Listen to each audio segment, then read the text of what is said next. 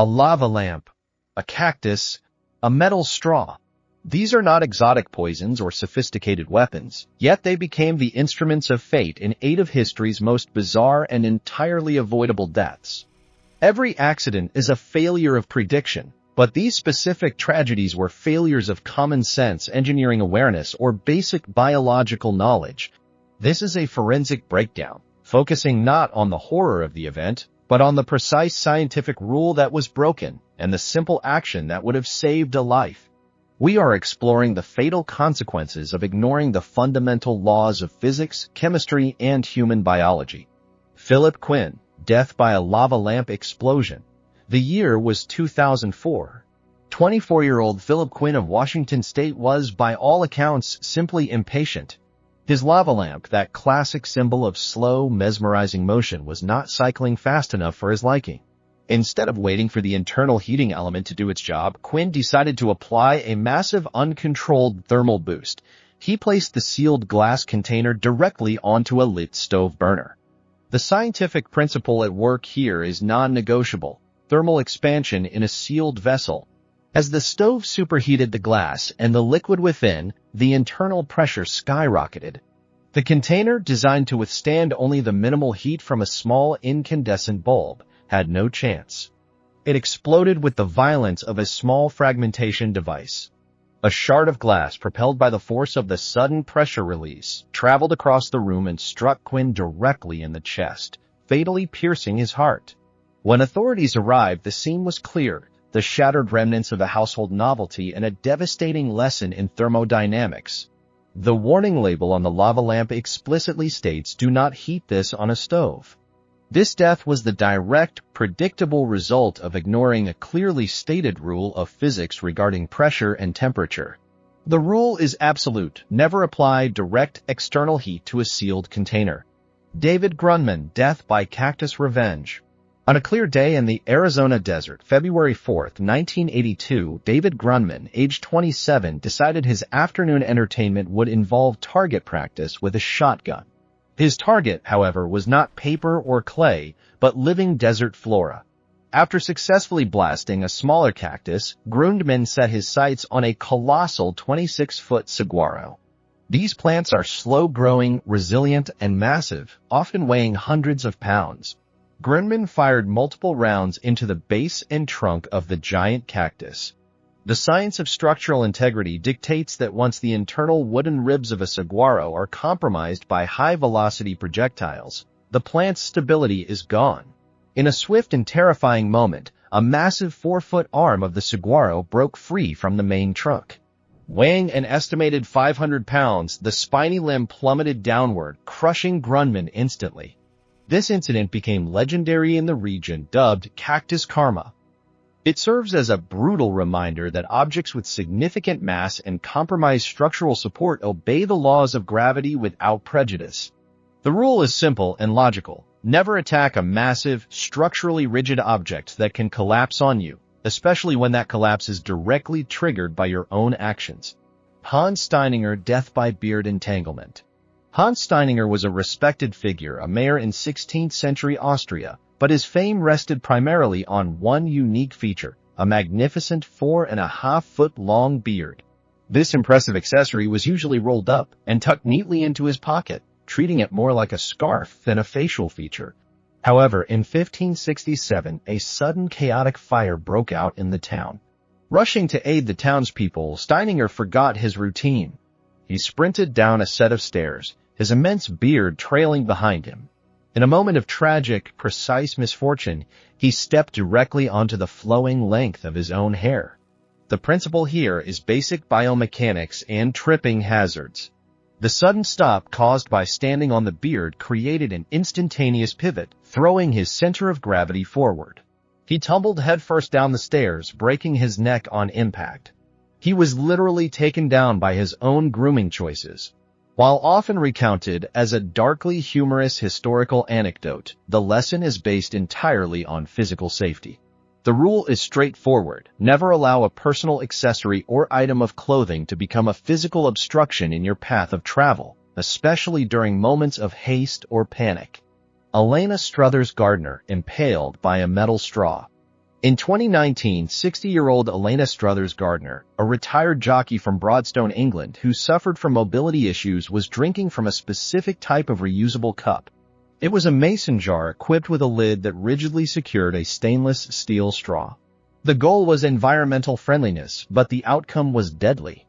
As she walked through her kitchen, she suffered a sudden loss of footing and fell. Because the straw was fixed firmly in the lid, it could not bend, move, or pivot away.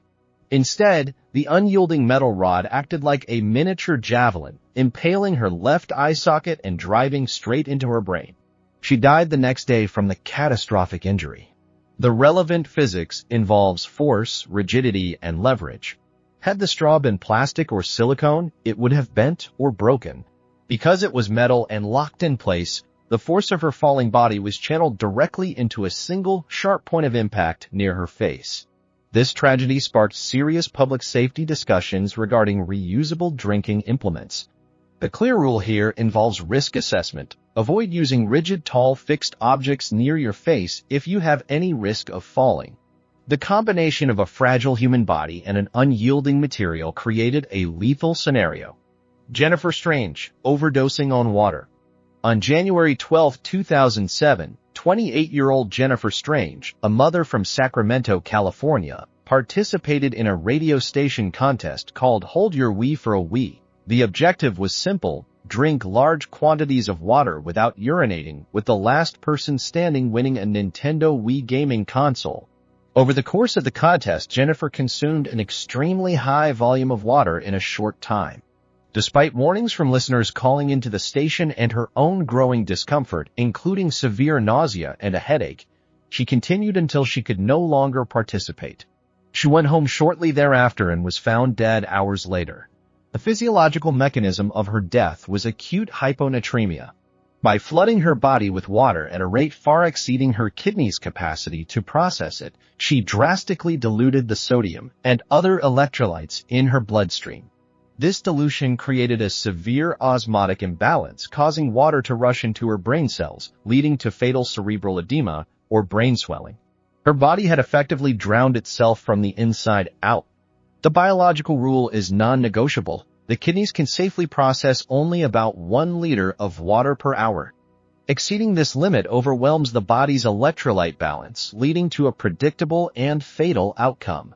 This death, which resulted in a multi-million-dollar settlement against the negligent radio station, was completely preventable by simply understanding the body's fundamental physiological limits. Jimmy Heselden, death by Segway cliff dive. Jimmy Heselden was a British millionaire and perhaps most ironically the owner of the Segway company itself. In 2010, he was testing a new rugged all-terrain version of the self-balancing scooter on his sprawling private estate in the UK. The Segway, which relies on gyroscopic sensors and complex algorithms to maintain balance, is designed for relatively flat, urban, or paved environments. While navigating the uneven, precipitous terrain near a riverbank, Heselden lost control of the machine.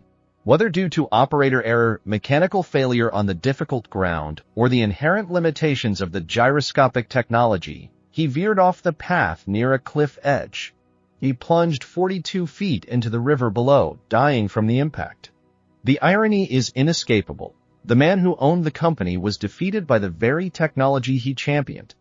The science involves the limits of mechanical stabilization versus the absolute power of gravity. No algorithm can compensate for a severe high-speed loss of control near a sheer drop. The logical rule is clear: never operate any vehicle, regardless of its balancing technology, near an unguarded, dangerous precipice. The laws of gravity will always supersede engineering.